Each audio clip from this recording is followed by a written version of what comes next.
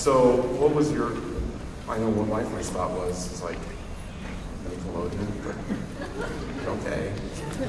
It was MTV first. Was it MTV? It was MTV first. I didn't know that. And then it was Nickelodeon. But when I was working on Squeak, MTV called me to work on Squeak, and I wanted to finish Squeak. And then once I finished Squeak, that's kind of right around when Nickelodeon contacted me. So by that time, I was like, I was ready to do something different and decided to do a cartoon.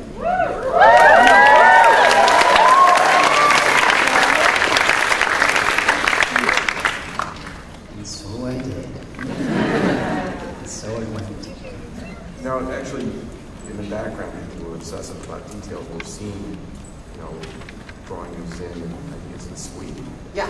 Yeah. I was working on Zim, like the Bible, the Zim Bible, around the time, I think, 3 or 4 of Squeak. I don't remember.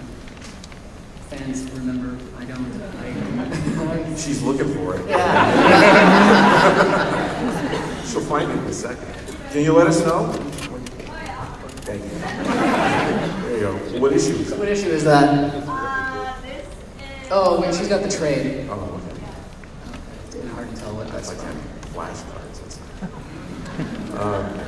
So, I mean, how much of what went into Zim crossed over with what you were working on in Squee at the time? Because from watching the show, to me, it seems like there was a lot of similarity just in Just tone. themes, just thematically, like the teachers and just the stupid, the people. But it was kind of weird just because it was very odd being, working on something that was just supposed to be funny. That was strictly for entertainment as opposed to an entertaining way of venting something personal or turning something personal into something kind of absurd. It was weird. It was I felt a little stuck. Like, I just have to be funny. I can't really, Zim can't go off on some, curse-ridden tirade every once in a while. For some reason, I guess kids watch it.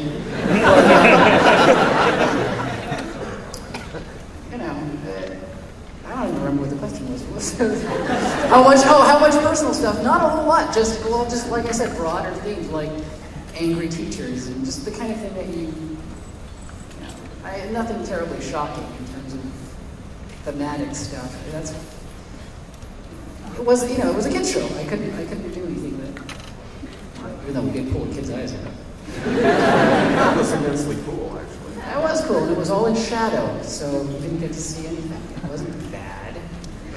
I always say, when we got crap for that, well, they aired it, so good for them, which is cool. But Zim, yes, he rips a child's eyes out of his screaming head, but gives him cooler eyes. Superior, more electronic, high-tech eyes, which I would kill for. So, in the midst of working all this, I think before Zim actually aired, you come to I Feel Sick. The favorite part of that story being when you were trying to title the thing, you were in our office. So I think I Feel Sick. I go, well, don't call it that. So that's exactly what you called it. He looked so upset. This is the way things work with us. I thought I was joking. I was like, no, it's good.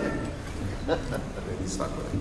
But that's about an artist who's suffering through an unpleasant working arrangement. So to speak. And I'm trying to get you to talk about that. No, people I think are sick of hearing me talk about how horrible the whole thing was. That's one of the questions that I pulled from a lot of the emails that I've gotten. That's one that I get a lot. I hear you hated working. I hear you hate Zim. I hear you hate, Raider Zim and why and all that. And that's not the case. I love it. I love the show. It's my show. It's my work. I mean, it's got good things and bad things, but it's my work. It's why I stuck around, while in hell.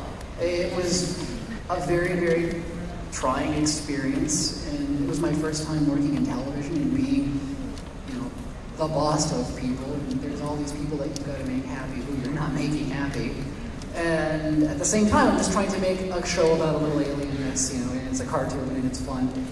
And behind the scenes, there's not a lot of fun. There wasn't a lot of fun for me just because I was doing way too many things, and I wasn't the one that got to sit around drawing and writing as much as I'd like to. So that's the part that I don't miss. It was the toil. But do I like the show? Yeah, it's fucking cool. It tears a kid's eyes out. So explain Filler Bunny to me then.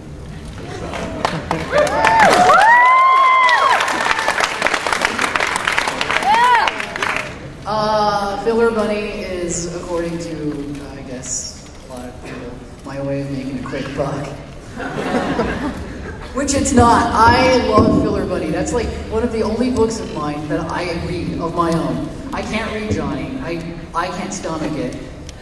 By this point, I can't stand it. I can't stand some of the stuff I like, some of the stuff like some of the ideas and whatever, but the writing and some of the artwork is just so god-awful. It's mostly the writing, you know? I'm like writing this when I'm 19, and it's so fucking full of itself, you know?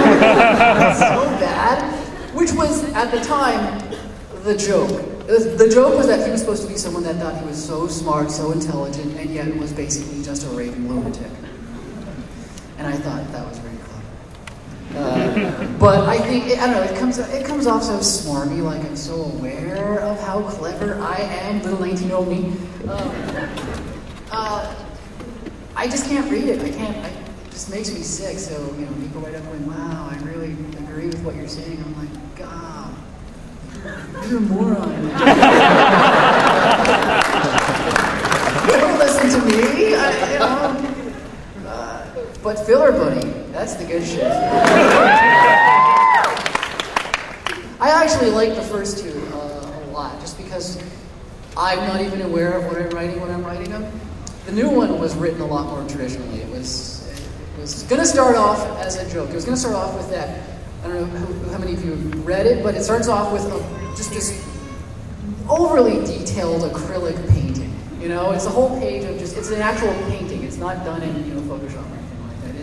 I spent a while on that first page. It's like this Lord of the Rings style. You still have demons and this hellish landscape.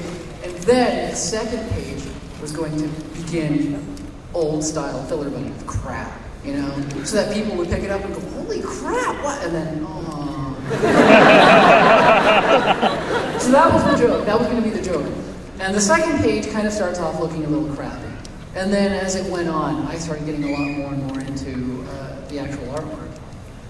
Because then that became the joke, was that people are going to go, oh God, no, not another Filler Bunny. Why? What's wrong with you? Why don't you put more effort into your work anymore? You know?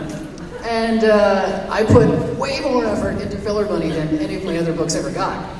So it was kind of just like a hey, fuck you, people kind of thing. Sorry. So it's a little weird though. But what I miss about the new one is that it's not as spontaneous. You know, there's none of it. It would take hours to do a drawing as opposed to coming up with a joke and immediately doing the drawing for it, like in a few seconds. Sometimes I would finish the drawing going, wow, damn, that joke wasn't very funny. You know? And I've just spent hours and hours working on it. So I like the first two. I like the first two because they're so awful that they're the only books that make me laugh, because I look at them going, what the hell was I thinking? You know? But like I said, this is nice to hear as the publisher. Okay, let's move on.